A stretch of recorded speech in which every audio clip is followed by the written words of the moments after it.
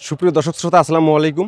Royal agro চ্যানেলের নতুন একটি ভিডিওতে আপনাদেরকে স্বাগত জানিয়ে শুরু করতেছি আজকের এই নতুন একটি ভিডিও।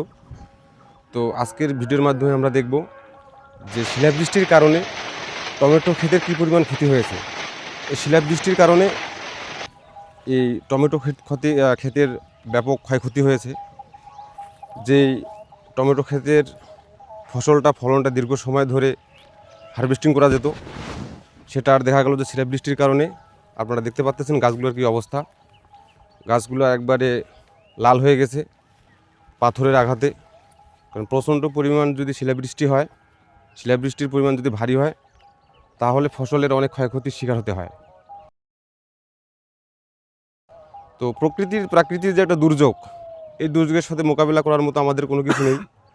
কিন্তু হ্যাঁ, এই প্রাকৃতিক দুর্যোগের কারণে একজন কৃষক কী পরিমাণ লসের সম্মুখীন হতে হচ্ছে। আমরা যিনি এই টমেটো ক্ষেতটার মালিক, ওনার সাথে কথা বলে আমরা বিস্তারিত অনেক কিছু জানতে পারলাম। তো এখানে প্রায় 4 বিঘা মাটি, 4 বিঘা মাটিতে উনি অনেক টাকা ইনভেস্ট করছে, একটা ভালো ফল আশানুরূপভাবে পাবে।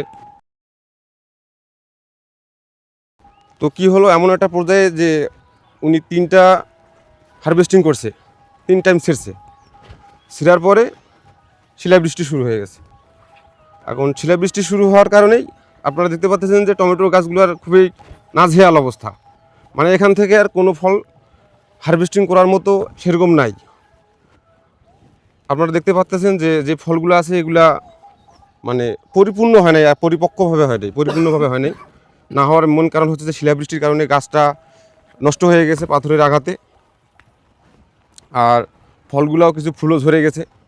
তো আপনারা যে ফলগুলো বর্তমান দেখতে পাচ্ছেন, এই ফলগুলো মূলত আগের ছিল, মানে শিলাবৃষ্টির আগেই যে কিছু ছোটো ছোটো ফল ছিল না, এখন এই ফলগুলা মানে আস্তে আস্তে একটু বড় হচ্ছে। দেখা গেল যে গাছে তো রস আছে, মাটি আছে, কিন্তু কি হয়েছে, গাছের পাতাগুলোতে কোনো ফুল নাই এবং গাছের পাতাটা সতেজ না থাকার কারণে, তো গাছটা সতেজ যদি না থাকে তাহলে ফুল কীভাবে আসবে আর গাছটাতে ফলন কীভাবে বৃদ্ধি পাবে। তো আসলে আপনারা আজকের ভিডিওর মাধ্যমে বুঝতে পারলেন যে শিলাবৃষ্টির কারণে যে একটা মানুষের ক্ষয়ক্ষতির শিকার হয়, মানে ব্যাপক পরিমাণ ক্ষয়ক্ষতির শিকার হয় গ্রিন হাউস পদ্ধতি। ঠিক আছে, তাহলে প্রাকৃতির যে একটা দুর্যোগ আছে, এই দুর্যোগের সাথে মোকাবেলা করা সম্ভব। এই প্রাকৃতিক দুর্যোগের সাথে মোকাবেলা করে তাহলে আপনি টিকে থাকতে পারবেন। আর দেখা গেল আসলে আমাদের এদিকে সেরকম কোনো মানে একটা কথা আছে না, বেগ না চাইতে বৃষ্টি, মানে অসময়ে শিলাবৃষ্টি হয়ে গেছে। ঠিক আছে, অসময়ে শিলাবৃষ্টি হওয়ার কারণে এই সমস্যার সম্মুখীন হতে হচ্ছে। তো ঠিক আছে, আপনারা সকলে ভালো থাকবেন, সুস্থ থাকবেন। এরকম নতুন নতুন ভিডিও পেতে অবশ্যই চ্যানেলটিকে সাবস্ক্রাইব করে পাশে থাকবেন। ধন্যবাদ।